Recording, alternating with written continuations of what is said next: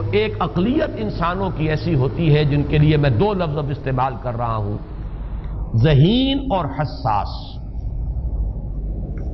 ذہین اور حساس لوگوں میں قبض اور بسط کی کیفیت، یہ مختلف سائیکلز ہیں جو آتی رہتی ہیں۔ کبھی طبیعت میں پشمردگی ہے، دل بجھا ہوا سا ہے، کچھ نا امیدی سی ہے، خود اپنے اوپر اعتماد کی کمی محسوس ہو رہی ہے، مجھ میں صلاحیت نہیں ہے، میں کچھ نہیں کر سکتا، اب تک جو کچھ کیا اس کا بھی ہے، امنگ بھی ہے، امید بھی ہے، روشن پہلو نظر آ رہے ہیں۔ قبض کی کیفیت میں تاریک پہلو نظر آتے ہیں، مایوسی کے پہلو نظر آتے ہیں، پیسیمزم کی کیفیت، اور یہ جو بسط کی کیفیت ہے اس میں روشن پہلو۔ دیکھو یہ بھی تو ہے نا، آخر یہ بھی تو ہوا ہے اور بھی ہو سکتا ہے، آخر اب تک میں نے یہ کام بھی تو کر لیا، آگے بھی مشکل آسان ہو سکتی ہے۔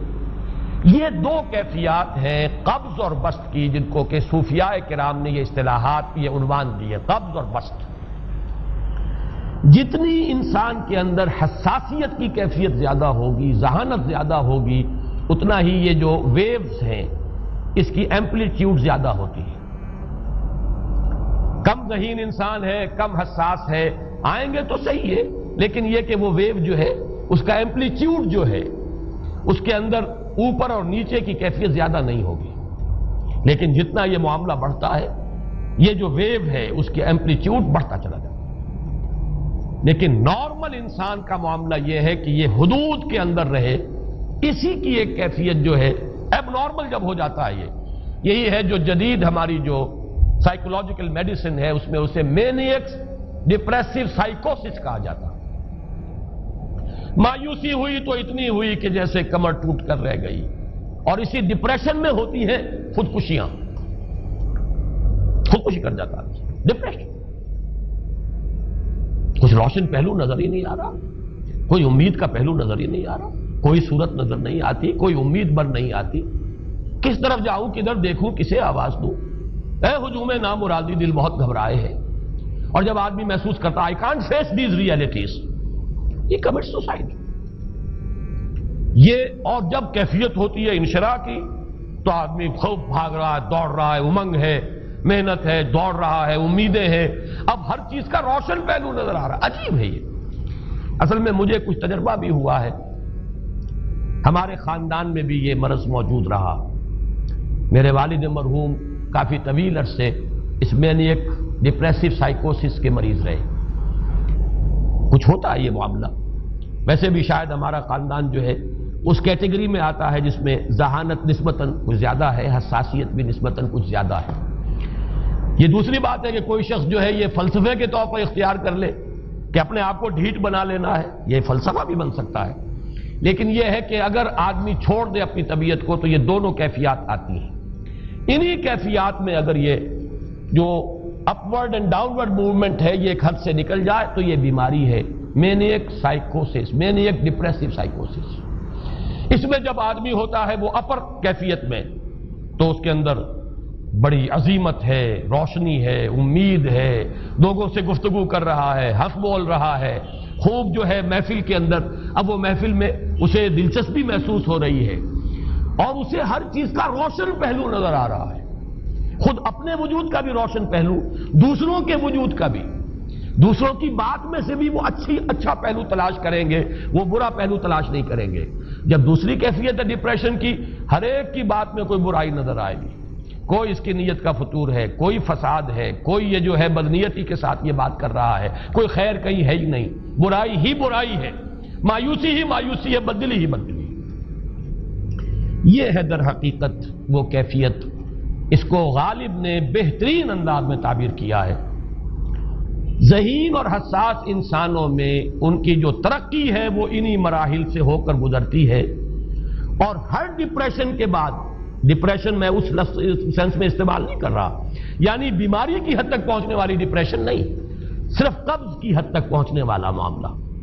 ہر قبض کے بعد جب بسط آتا ہے تو آگے ترقی ہوتی ہے، جس کو آپ کہتے ہیں بائی لیپس اینڈ باؤنڈس، آدمی جو ہے چھلانگ لگاتا ہے، گویا کہ ایک درجہ جو پہلے تھا اس سے آگے درجہ انسان کا جو ہے اس سے بلند تر پوزیشن پر انسان پہنچتا ہے.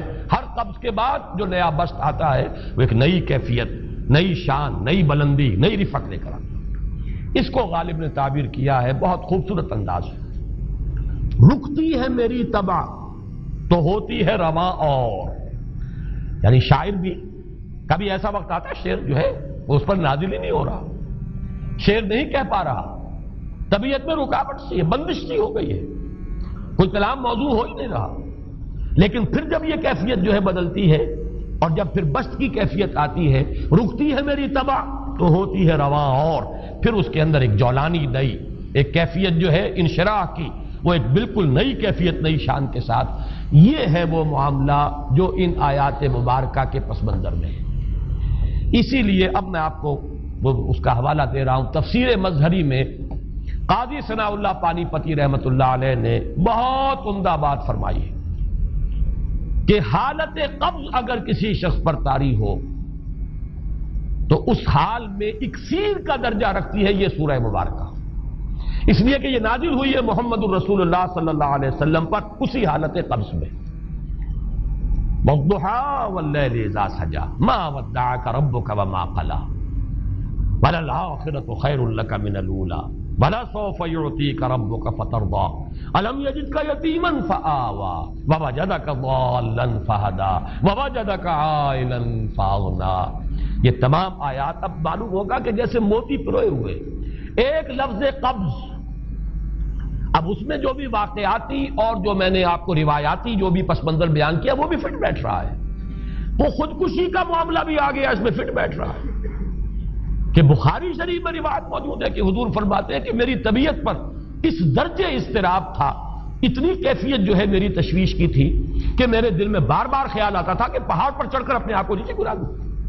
یہ سارے معاملات اب آپ کو محسوس ہوگا جیسے تمام کڑیاں جو ہے وہ جڑ گئی، جیسے رات کو اب آپ اٹھ نہیں پا رہے، اضمحلال ہے، اعصابی جو ہے اعصاب اس درجے متاثر ہو چکے ہیں. صرف یہ ایک احساسات کی کیفیت نہیں ہے، آپ کی قوت فعلی جو ہے، قوت عملی، وہ بھی اس درجے متاثر ہو چکی ہے کہ کئی راتیں گزر گئی اور آپ رات کو نہیں اٹھ سکے، جس پر کہ ام جمیل کو یہ کہنے کا موقع مل گیا کہ معلوم ہوتا ہے محمد تمہارا شیطان تمہیں چھوڑ گیا. اب یہ جملہ اپنی جگہ پر اس کی کاٹ ہے یقیناً، اس سے یضیق صدرک بما یقولون، لیکن وہ کیفیت جس کی وجہ سے یہ جملہ آیا ہے اس پر نگاہ دوڑائیے، اس پر نگاہ کو مرکوز کریں گے تو معلوم ہوگا ایک لفظ قبض، یہ قبض کی ایک کیفیت تھی. اس قبضی کی کیفیت کا ایک مظہر یہ ہے چونکہ یہ بھی تو در حقیقت قلب مبارک جو ہے محمد الرسول اللہ صلی اللہ علیہ وسلم کا، اسی پر تو وحی کا نزول ہوتا تھا. یہ بھی وہی داخلی احساسات و کیفیات کا معاملہ ہے، یہی بھی در حقیقت یہ واردات قلبیہ ہی کا سارا معاملہ ہے. اس کو آپ خارج سے تعبیر نہیں کر سکتے، نہ ابھی کوئی ایسے مصائب تھے، نہ ایسی کوئی مشکلات تھیں، نہ ابھی کوئی رد و قضا ایسی شروع ہوئی، نہ ابھی کوئی بحث و نزاع کا معاملہ ایسا ہوا، نہ کوئی ابھی کوئی فزیکل پرسیکیوشن شروع ہوئی. یہ سب داخلی ہی کیفیات ہیں، اور ان داخلی کیفیات کے حوالے سے ان سورہ مبارکہ کو اگر صحیح سمجھا ہے تو صوفیہ نے سمجھا. وہ جو اقبال کا شعر ہے کہ کچھ جو سمجھا میرے شکوے کو تو رضواں سمجھا، مجھ کو جنت سے نکالا ہوا انسان سمجھا. اور کون سمجھے گا؟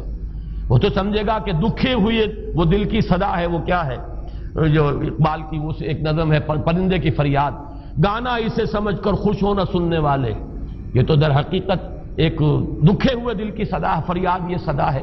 تو یہ کیفیت جو ہے رضوان سمجھ سکا ہے جو کہ داروغہ جنت ہے، اس نے سمجھا یہ وہی آدم جو نکالا گیا تھا یہاں سے، یہ اس کی فریاد ہے. کچھ جو سمجھا میرے شکوے کو تو رضواں سمجھا، مجھ کو جنت سے نکالا ہوا انسان سمجھا. تو واقعہ یہ ہے کہ اس سورہ مبارکہ کا صحیح فہم اگر حاصل ہوا ہے وہ امام راضی کو حاصل ہو ہی نہیں سکتا. وہ عقل اور منطق کی گتھیاں سلجھانے والے آدمی ہیں، اپنی جگہ ان کی کنٹریبیوشن بہت. یہ لغت اور ادب کا کوئی خاص مسئلہ اس میں ہے ہی نہیں کہ زمخشری اس میں کوئی جولانی دکھائیں اپنی، اس میں کوئی ایسا اشکال ہے ہی نہیں، نحوی اشکال ہی نہیں. لیکن یہ واردات قلبیہ کا معاملہ ہے، احساسات باطنی کا معاملہ ہے، یہ نفسیات انسانی کا معاملہ ہے. اور اس کو وہی سمجھ سکتے ہیں کہ جو ماہرین علم نفس ہیں، اور وہ ہیں صوفیاء کرام ہمارے ہاں، جن کا وہ ذوق ہے، باطنی کیفیات و احساسات جن کا موضوع ہے کہ یہ در حقیقت حالت قبض کی کیفیت ہے. تیرے عشق نچایا، تیرے عشق نچایا، تیرے عشق نچایا کر کے تھیا تھیا، چھیتی بوڑی وے طبیبا نہیں تے میں مر گئیاں، چھیتی بوڑی وے طبیبا نہیں تے میں مر گئیاں، تیرے عشق نچایا کر کے تھیا تھیا،